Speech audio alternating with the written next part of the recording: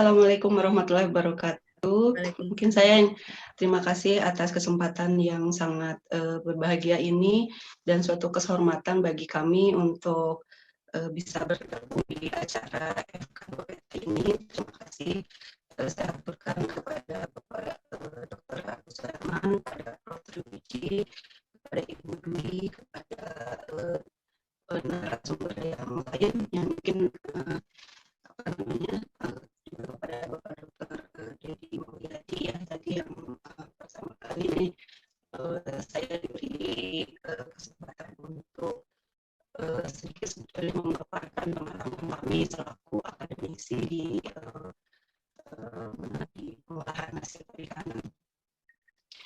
Mungkin saja Ibu sharekan PPT-nya. Boleh? Halo. Ya. Itu next. Langsung saja, ya langsung saja Bu. Next. Langsung saja Bu. Di next Bu. Ada operator.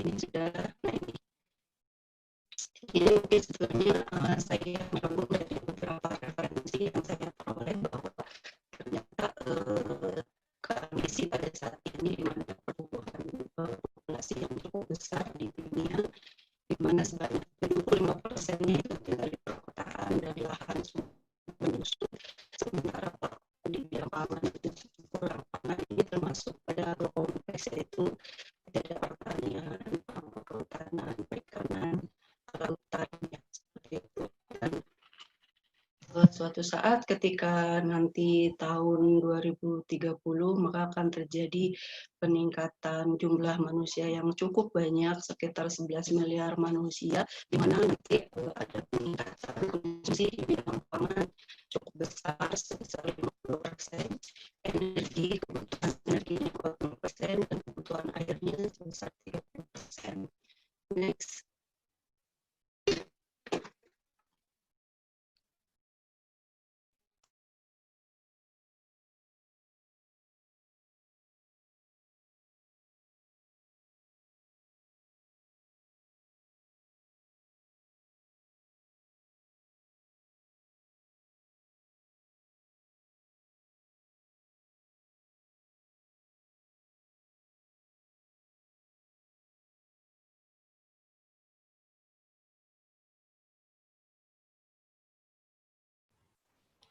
Bu Emma, maaf suaranya masih di mute. Speakernya. Ya. Iya, sudah Ibu. Masih Ibu. Ininya ya. Gimana Bu? Kedengeran udah ya? Sudah. Oh, ya. Jadi di mana ternyata untuk sistem pangan dunia itu sebesar 21 sampai 30%, 7% itu menghasilkan emisi gas CO2 di dunia ini ya. Nah,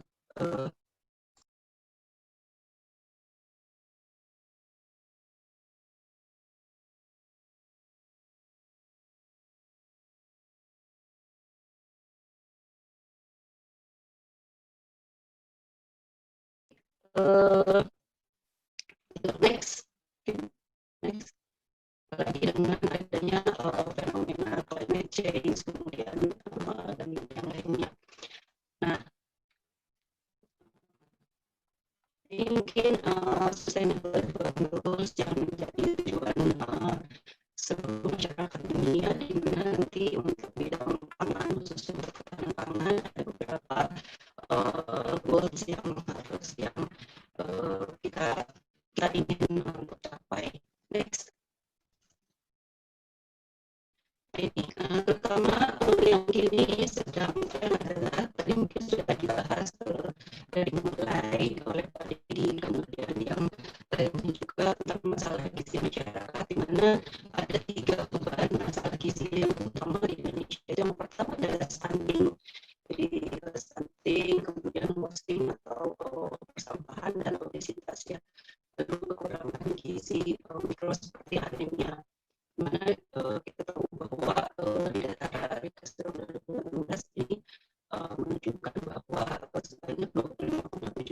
adalah di usia 13 sampai 15 tahun, dan 26%-nya 16 sampai 18 tahun itu punya status gizi yang pendek dan sangat-sangat pendek, artinya masih kekurangan gizi ya.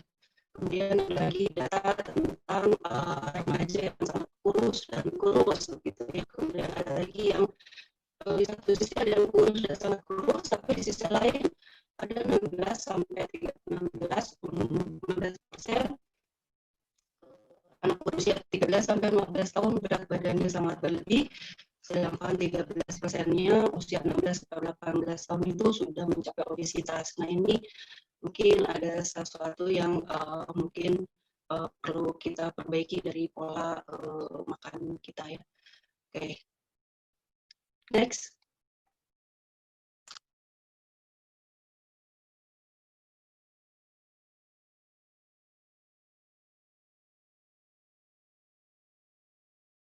Halo. Berikutnya langsung saja Bu. Lanjut Bu, lanjut. Nah ini.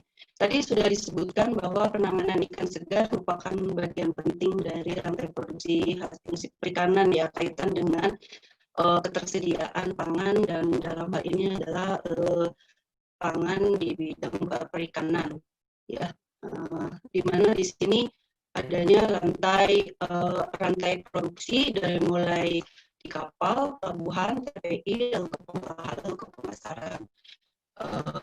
Bagaimana sebetulnya satu sisi bahwa pelaku usaha atau nelayan itu belum memikirkan bagaimana cara penanganan ikan yang tadi ya, sanitasi, higienis ya, seperti itu, sehingga yang tadi bahan baku itu harus terjamin secara baik secara mutu maupun secara ekonomis ya, seperti itu.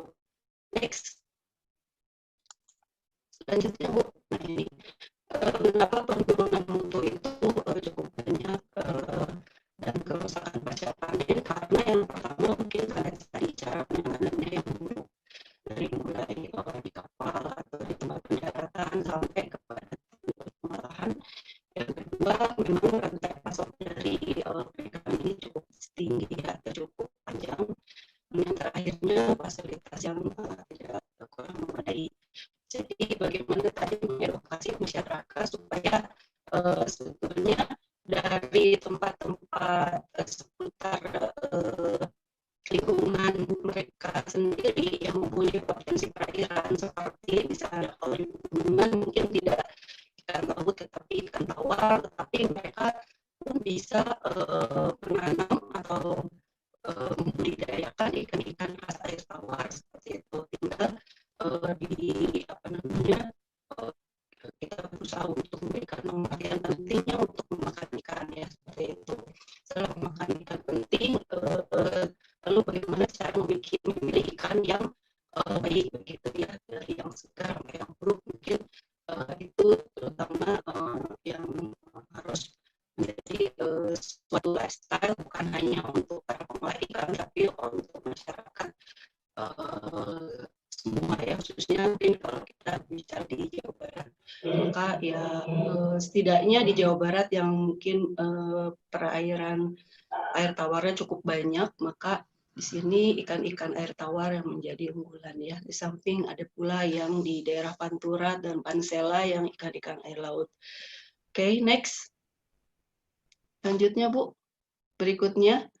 Nah ini, jadi tadi sudah disebutkan mungkin tadi oleh Ibu Trisaningsih ya, bagaimana panjangnya rantai supply dari mulai laut, nelayan, TPI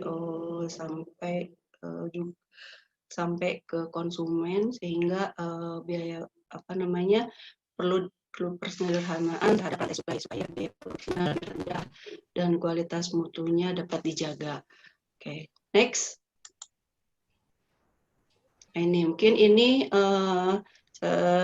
ini juga saya mengambil dari kebijakan dari Kemenkomar, Marinvest, di mana ada arah kebijakan yang menjadi tujuan tadi sama sekali dengan konsistensi bahwa tadi kebijakan ke arah perikanan, dengan regulasi, lalu daya saing, produk nasional, kemudahan logistik, lalu diplomasi dengan negara buyer, kemudian penguatan infrastruktur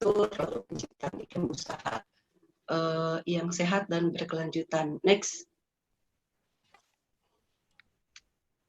Suara saya kurang jelas ya? Iya, iya Ibu sering apa kresek-kresek seperti itu Bu, kurang jelas Bu. Mikrofonnya masih mute Bu. Ya. Ini gimana Bu? Masih? Ya. Ini next saja Bu. Next tadi ini udah Sudah, Ibu. diceritakan ya. Sudah diceritakan Sudah oleh jelas, Ibu. ya. Next. Nah ini jadi dengan demikian ini saya juga dari bersumber bahwa bagaimana sih sebetulnya inovasi dari hasil perairan itu perlu dilakukan. Jadi kalau tadi mungkin sebetulnya penyediaan ikan segar di mana ikan-ikan segar itu diperoleh dari tempat-tempat budidaya yang berada di lingkungan masyarakat itu sendiri, tetapi seandainya itu tidak memungkinkan dan bagaimana untuk meningkatkan nilai tambah, maka biasanya ada suatu inovasi atau pengolahan. Namun tentunya pengolahan ini harus memenuhi ketahanan pangan, keamanan pangan, dan kesehatan. Nah, di sini tadi sudah banyak juga diceritakan tentang bagaimana sih menyiapkan makanan-makanan yang berbasis ikan itu yang ready to cook, ya jadi siap untuk dimakan, dimasak, lalu juga layak, lalu mudah untuk ditangani, kemudian bersifat awet, bergizi dan aman. Nah, biasanya yang sekarang sedang tren itu munculnya adalah pangan fungsional dan suplemen-suplemen. Ya, sudah. Next. Berikutnya, Bu.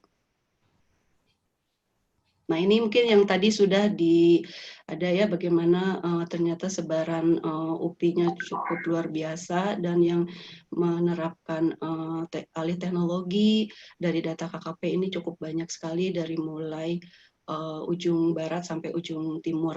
Next.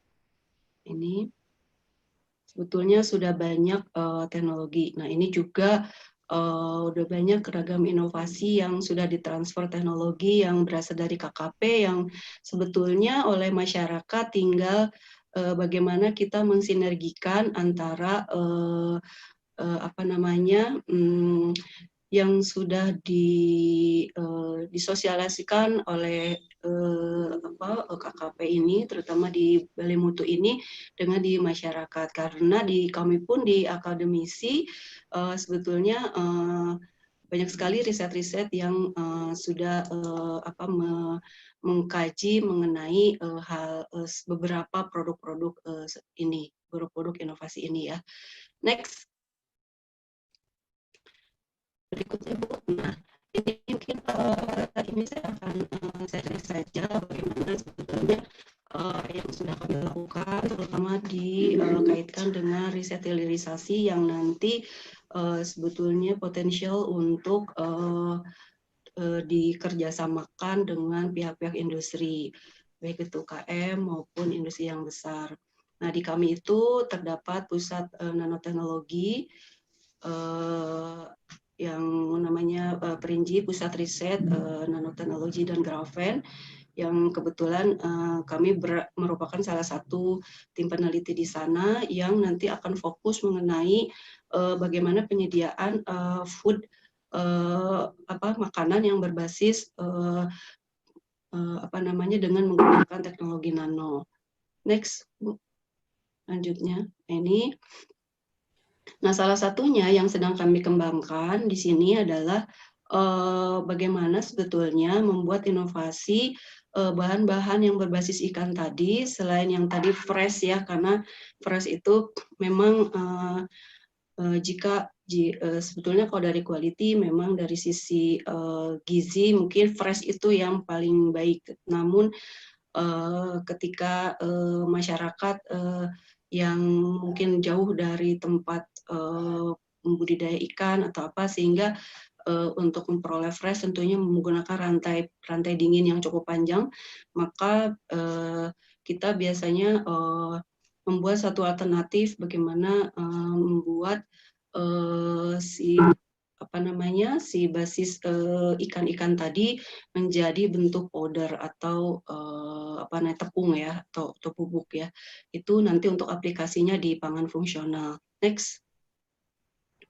Nah ini, jadi sebetulnya mungkin ini next saja Bu, cukup banyak nanti. Nah mungkin apa itu pangan fungsional, di mana pangan fungsional itu adalah pangan olahan yang mengandung satu atau lebih komponen fungsional yang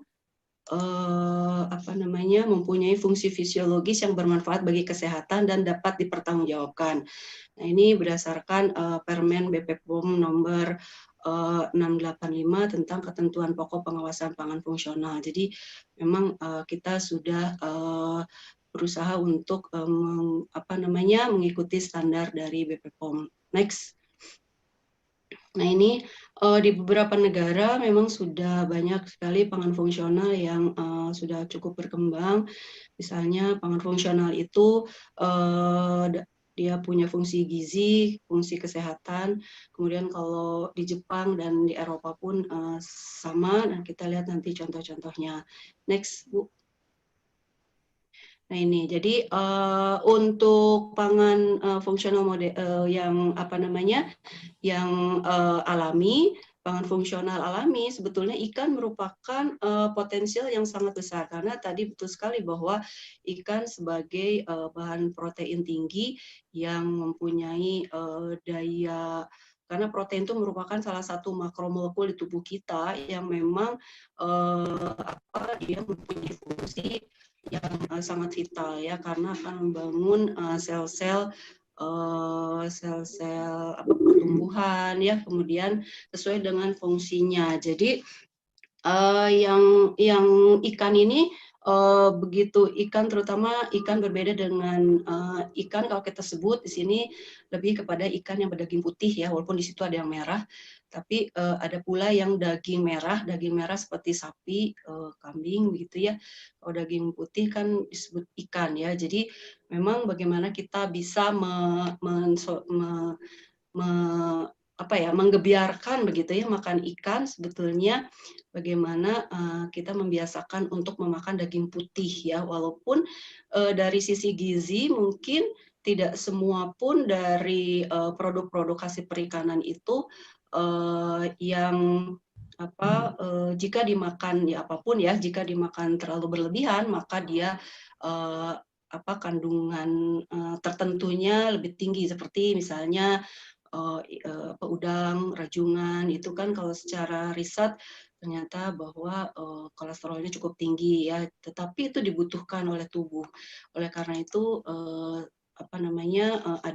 ada pembatasan dalam mengkonsumsi ya, seperti itu. Kemudian ada lagi pangan fungsional modern, di mana sekarang orang sudah beralih kepada bagaimana memudahkan tadi ya, ketika kata Pak Didik itu kita belanja yang kita belanja yang biasanya setiap hari satu kali, sekarang mungkin sebulan sekali kita menyetop, yang akhirnya lebih banyak kepada makanan olahan ya, seperti itu. Next, Bu. Ini luar biasa ya, ternyata potensi daripada kekayaan alam Indonesia terkait dengan pangan fungsional ini ya. Jadi apa sih pentingnya kita mengetahui pangan-pangan tadi, termasuk ikan? Pertama tadi tujuannya untuk mencegah kekurangan nutrisi, karena sebetulnya lemak itu dibutuhkan, tapi tanpa lemak maka tidak ada kolesterol kan. Kolesterol itu padahal dia sangat penting untuk mengontrol fungsi tubuh ya, terutama di satu itu di empedu ya. Jadi oleh karena itu maka sangat dibutuhkan.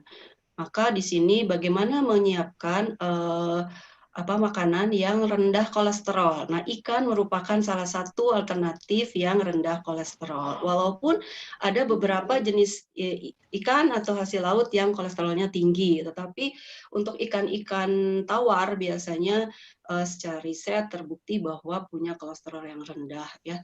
Juga rendah trigliserid ya, seperti itu. Yang kedua, mencegah timbulnya penyakit. Yang ketiga, meningkatkan daya tahan tubuh atau imunitas. Dan yang keempat, mencegah penuaan. Ini kalau dikaji mungkin akan lama, tetapi secara umum bahwa ternyata produk-produk di perikanan itu banyak sekali mengandung zat-zat gizi yang dibutuhkan oleh tubuh kita dalam rangka memulihkan energi dengan cepat misalnya ya, atau merecovery daripada fungsi-fungsi tertentu dari suatu misalnya fungsi kulit, fungsi rambut, fungsi peredaran darah ya, dan itu sangat penting ya, misalnya plak dari jantung, kolesterol itu sebetulnya ada penyumbatan karena adanya plak itu bisa nanti bisa dua hal bisa bicara, pertama melalui nutrisi, yang kedua ya melalui treatment intervensi dari pihak kesehatan misalnya di sunring atau di apa, tapi yang paling penting sebenarnya adalah pencegahan tadi yang melalui nutrisi yang baik. Next. Nah ini jadi dengan adanya tadi kondisi COVID ini, maka sebetulnya banyak peluang bagi kita terutama dari masyarakat untuk melakukan sertifikasi atau pengolahan ya, karena ternyata sertifikasi itu atau penambahan nilai gizi kepada suatu bahan makanan itu ternyata memang terbukti dapat meningkatkan status daripada nilai gizi dari makanan yang menggunakan zat-zat tertentu tadi. Next. Nah, ini kenapa powder? Saya katakan kenapa powder kalau di kami, karena powder itu pertama halus, kering, kemudian mudah untuk diintegrasi dengan zat yang lain. Next. Next. Nah, kalau yang kita tahu bahwa powder atau tepung itu ada 3 macam. Pertama, ada powder yang sifatnya alami, jadi langsung dari bahan baku pertanian atau perikanan, misalnya tepung, garam kan dari laut ya, nah itu yang alami. Dan banyak hal lagi, misalnya kalau sekarang ada surimi ya, misalnya bagaimana surimi itu adalah bahan antara yang juga bisa dialternatif dia menjadi bahan baku untuk fish jelly misalnya ya, fish jelly itu seperti bakso, pempek, apalagi nugget, sosis dan segala macam ya. Nah, itu juga bisa dibuatkan dalam bentuk powder. Kemudian yang keduanya adalah powder yang sudah diformulasi atau ditransformasi, misalnya dengan ditambahkan zat-zat lain ya, seperti misalnya kopi instan, susu kering, saset ya, pokoknya minuman coklat yang sekarang lagi tren, misalnya ada kopi kopi yang banyak di kafe-kafe ya, seperti itu ya. Kalau di Bandung tuh sudah tren tuh, jadi kopi yang dicampur-campur ya, seperti itu. Kemudian yang terakhir ada powder yang fungsional. Yang fungsional memang dia punya fungsi tertentu untuk meningkatkan kesehatan. Contohnya dia punya zat aditif, misalnya seperti rempah-rempah, dan ikan pun termasuk kepada powder yang fungsional sebetulnya ya, yang bisa kita olah menjadi yang banyak fungsinya. Next. Nah, ini bagaimana sebetulnya pemrosesan daripada makanan tepung untuk makanan tadi, proses-proses pengolahan. Jadi rantainya memang cukup banyak, tetapi pada dasarnya makanan itu ketika dia bisa dimakan segar atau dia kalau tidak dimakan segar maka dia diproses secara minimal lalu disimpan, disimpannya itu misalnya ini pemrosesan kita bisa contoh bahan baku pertanian atau perikanan. Kalau kita mau melalui suatu powder yang betul-betul murni, maka kita melalui banyak langkah-langkah ini. Tapi sebetulnya vaksinasi, pengeringan, pengelakan, pencampuran sebetulnya oleh masyarakat atau UKM Indonesia pun bisa dilakukan cukup dengan misalnya penyaringan biasa ya. Kemudian dari situ baru menjadi powder bahan baku makanan dan diformulasi sehingga dia ditransformasi ke bentuk yang lain. Next. Jadi bagaimana sebetulnya mana standar daripada powder tadi ini harus memenuhi kriteria tadi secara fisik, secara kimiawi, secara biologi, secara mutu pun harus memenuhi daripada standar. Next, lanjut berikutnya. Nah, ini kami apa yang menjadi keunikan kami karena memang setelah jadi powder kami bentuk kembali menjadi nano. Nano itu kan artinya dia 10 pangkat minus 9. Jadi 1 dibagi 1000 juta lah ya, atau 1 miliar ya untuk skala nano ya, seperti itu. Jadi powder yang tadi kita bentuk nano, apa tujuannya? Next, Bu. Yaitu karena ukurannya sangat penting, karena ibaratnya kita kalau melihat indahnya scattering ya, misalnya contohnya kalau ada lembayung, kemudian di laut kita lihat ada matahari terbenam, kemudian munculnya matahari terbit, itu kan sebetulnya merupakan pancaran dari warna-warna yang terscatter menjadi nano sebetulnya ya. Jadi mungkin airnya tidak berwarna biru, mungkin langitnya pun tidak coklat, tetapi kenapa yang muncul di mata kita seperti itu ya, karena memang mata kita adalah dapat menangkap sinar UV yang tampak, jadi tampaknya seperti itu berdasarkan hasil scattering dari udara yang sudah terpecah menjadi bentuk nano ya. Nah itu untuk apa sih pentingnya ini? Next berikutnya, Bu. Bu, mohon maaf waktunya. Oh ya, bentar lagi ya. Oke, ini contoh saja nih langsung yang sudah kami pakai atau yang sudah kami produksi adalah nanopowder di bidang digitosan atau racungan. Karena fungsinya banyak, karena sebagai antioksidan, bakteri, enzim mobilitas ya, meningkatkan cita rasa. Next. Nah, ini juga untuk edible film, jadi untuk mengemas bahan-bahan edible film atau pengemas yang ramah lingkungan yang berbasis glukosa dari limbah racungan, ini pun sudah ada di kami. Next, ini untuk food packaging. Nah, kemudian berikutnya kita juga jangan lupa ada kolaborasi bisnis model. Jadi pada ibu sekalian yang misalnya punya produk yang ingin dibuatkan model bisnis seperti apa, kita punya KST, Kawasan Saya Teknopark, yang menyediakan layanan untuk bisnis model kolaboratif. Next. Itu, dan ini contoh-contohnya yang sudah kita bina. Nah, mungkin ini teori saja lah ya. Next, Bu. Nah, ini kolaborasi partnernya kita cukup banyak, dan ini yang sudah tadi selain edible film dan nanopowder juga kita ada madu, kemudian ini mohon maaf ya di luar perikanan, tapi ini yang memang sudah menjadi apa namanya pembinaan kita untuk kewirausahaan muda, jadi menciptakan startup muda yang ini yang dan di bidang perikanan pun sama Bu, sudah banyak anak mahasiswa kami dan alumni yang apa namanya menjual produk perikanan tuh langsung dari tempat pembudidaya untuk ke masyarakat secara langsung dengan menggunakan media daring ya, seperti itu. Next.